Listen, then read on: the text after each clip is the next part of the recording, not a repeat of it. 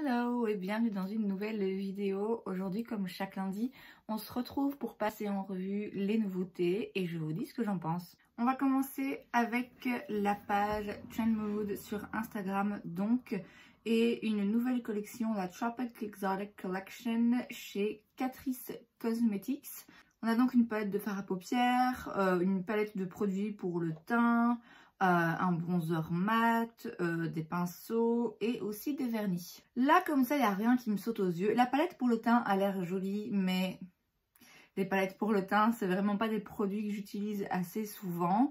Comme souvent chez Catrice, ce sera sans doute des très petits prix. La collection est disponible en Europe, à voir si ce sera effectivement dans les magasins Kruidvat ici en Belgique, puisque je vous l'ai déjà dit. Parfois, en tout cas les magasins dans lesquels moi je vais, les collections comme ça un petit peu temporaires ne s'y retrouvent pas forcément.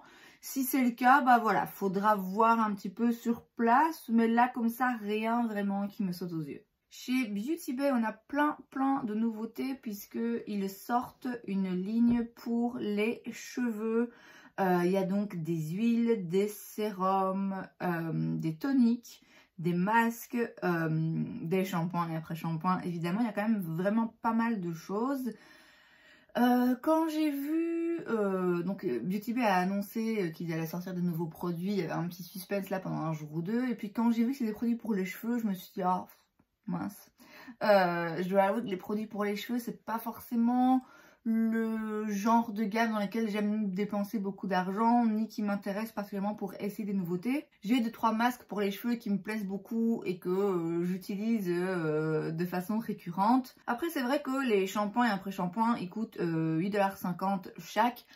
Donc bon, ça peut être intéressant d'avoir un produit peut-être bien spécifique pour un type de cheveux et avec un petit peu de chance qui a été voilà, bien développé. Et Beauty Bay, pour ça je leur fais quand même assez confiance et c'est pas trop cher. Moi là j'ai des shampoings de réserve, donc je vais pas courir et acheter ces shampoings, ces produits pour les cheveux et les essayer, mais ma foi, ça peut être des produits pour les cheveux intéressants et à des prix assez attractifs. Chez Wear Beauty, on a des nouveautés, on a des rouges à lèvres mat et des liners.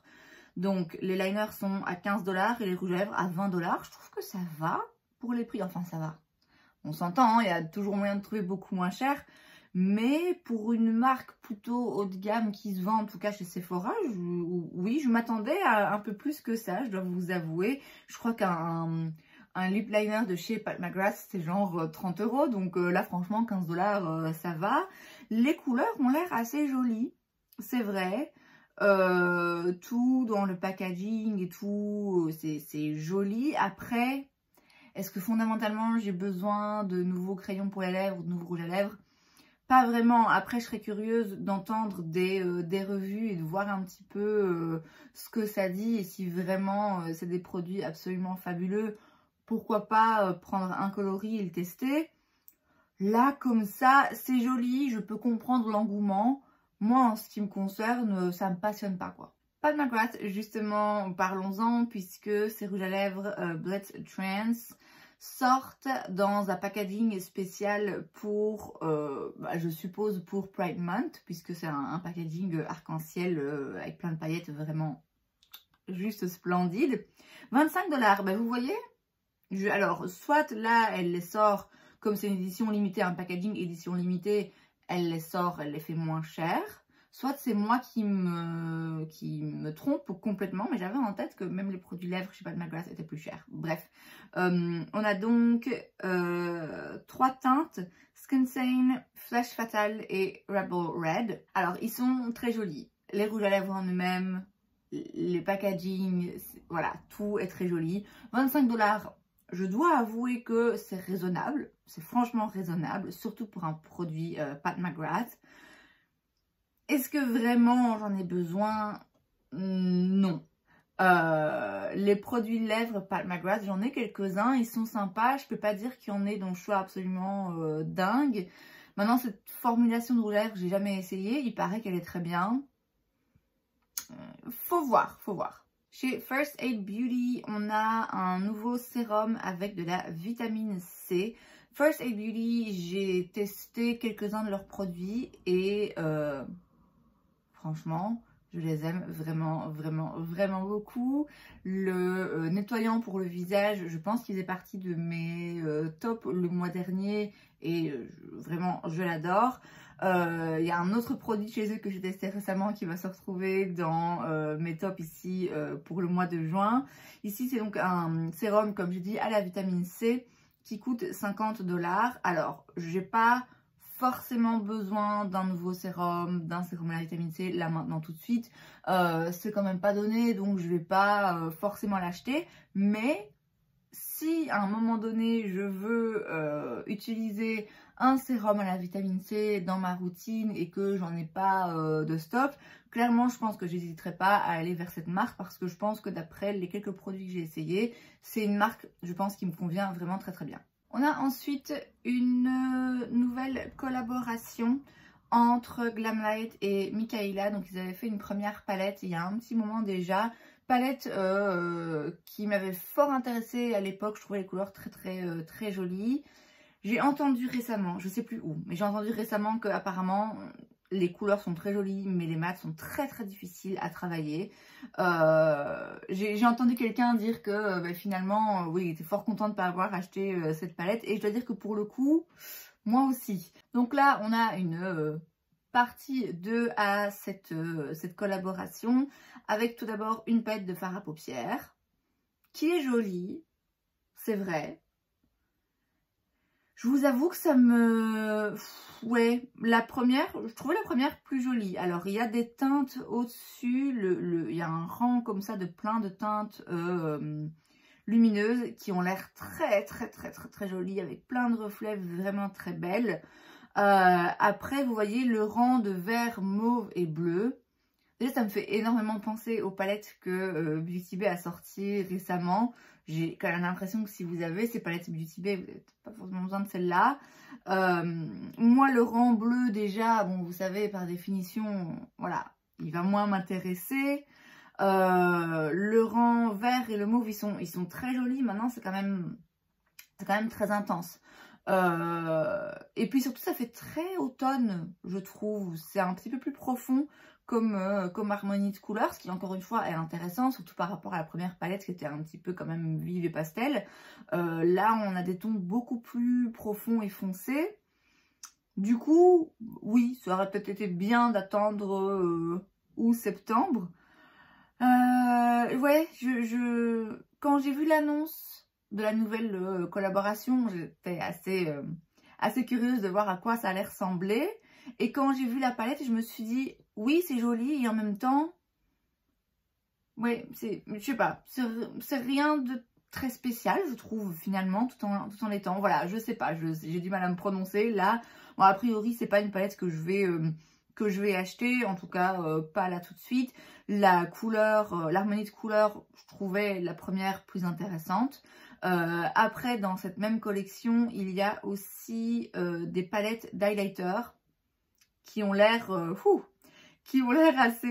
assez intenses, qui ont l'air peut-être un petit peu trop intenses à mon goût. Ça a l'air d'être un petit peu duochrome comme ça. Or, pour un highlighter, je suis pas sûre qu'à mettre au quotidien un highlighter avec un côté un petit peu duochrome, multichrome comme ça me plaise forcément. Mais encore une fois, quand on regarde comme ça, c'est vrai que c'est très joli.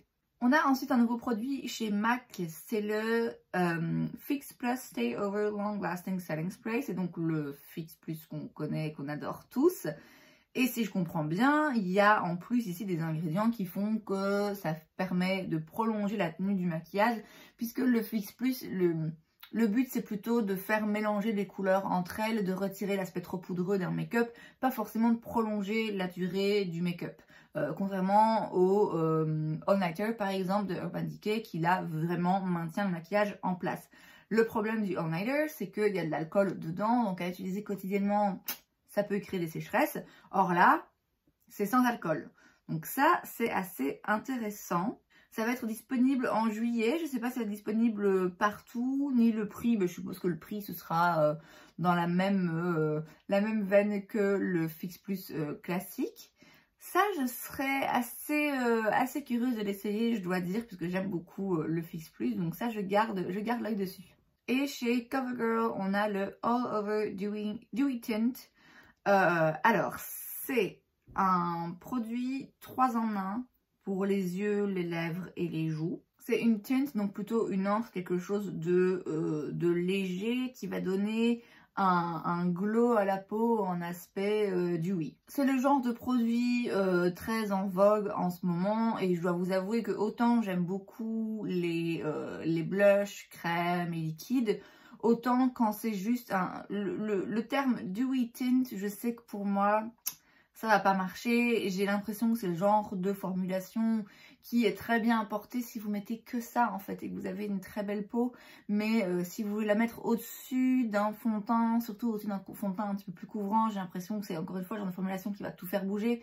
Donc je connais pas ce produit, hein, je l'ai pas testé, j'ai pas encore vu de revue dessus, donc il se peut que je me trompe complètement. Mais là comme ça, rien qu'à voir le produit, en lire la description, je peux vous dire que moi ça va pas m'intéresser. Mais si c'est votre cas, voilà, sachez qu'il y a un nouveau produit, ça coûte je pense 10 $.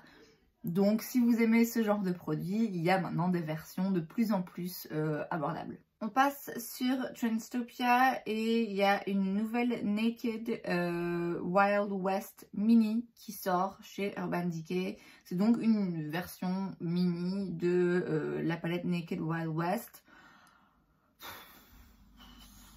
Non.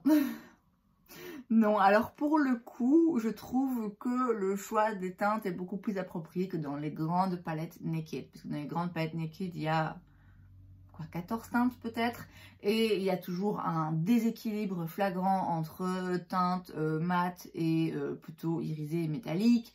Il y a bien souvent un manque de profondeur, enfin bref.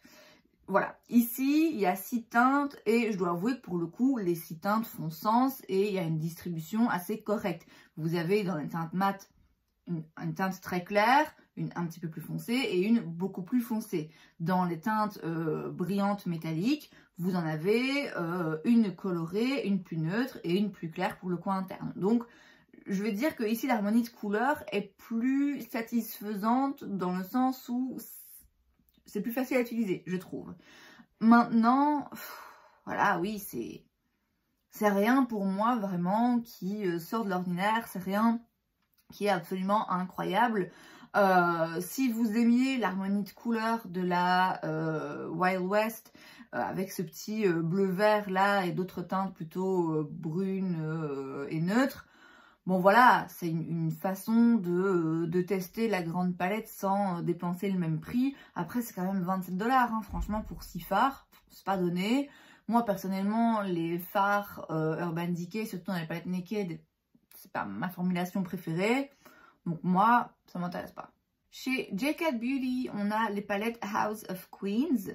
Alors, j'en parle d'une part parce que J.Cat, je me rappelle, il y a quelques années d'ici, à une époque, Tati Beauty parlait beaucoup d'un fond de teint poudre J.Cat qui était apparemment absolument incroyable. Et quand j'avais été à New York, je l'avais cherché partout, c'était impossible de mettre la main dessus. Et j'ai plus jamais entendu parler de J.Cat Beauty depuis.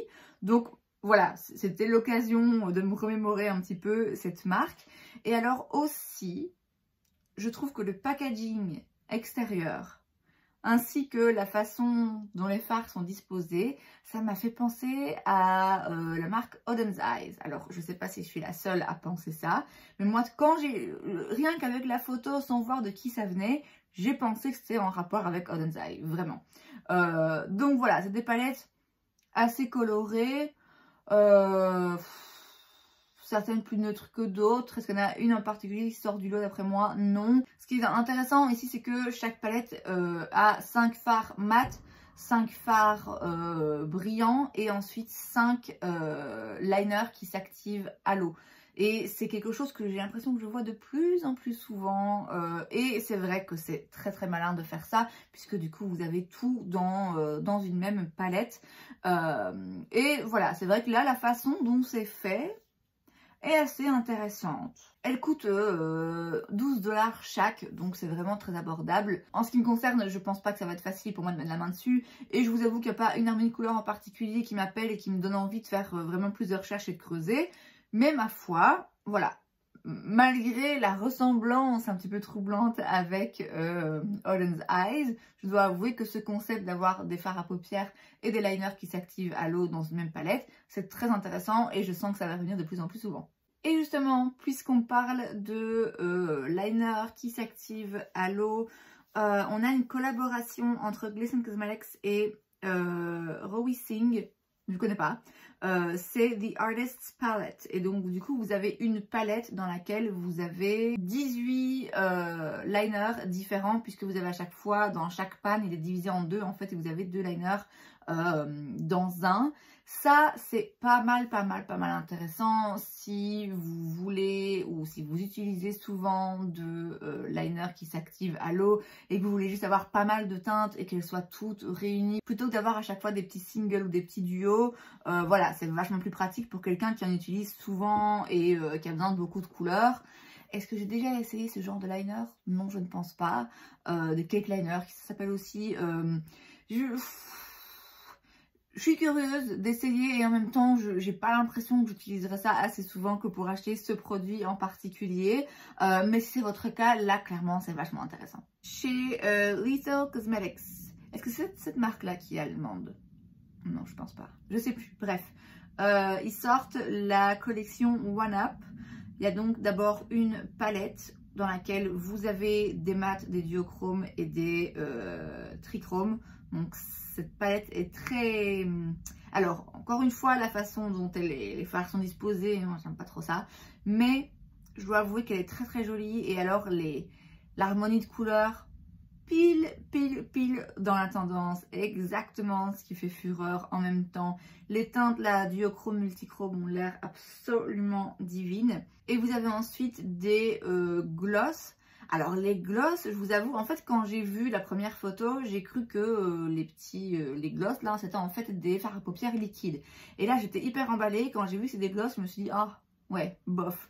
J'ai quelques gloss avec pas mal de paillettes, multicolores et tout. C'est vrai que c'est très joli. Après, c'est pas le genre de truc que je porte forcément au quotidien. Et en avoir un ou deux, c'est suffisant. Vous voyez, j'ai pas forcément la nécessité ni l'envie d'en racheter d'autres. Maintenant, il faut avouer que voilà, ça a l'air très joli à voir, porter, à quoi ça ressemble. Mais la palette, je dois bien avouer qu'elle m'appelle. Et c'est donc tout pour cette vidéo, j'espère que ça vous a plu. Si c'est le cas, n'hésitez pas à laisser un like. Vous pouvez aussi vous abonner à ma chaîne parce que c'est gratuit, donc pourquoi pas. Et moi, je vous vois la prochaine fois. Bye!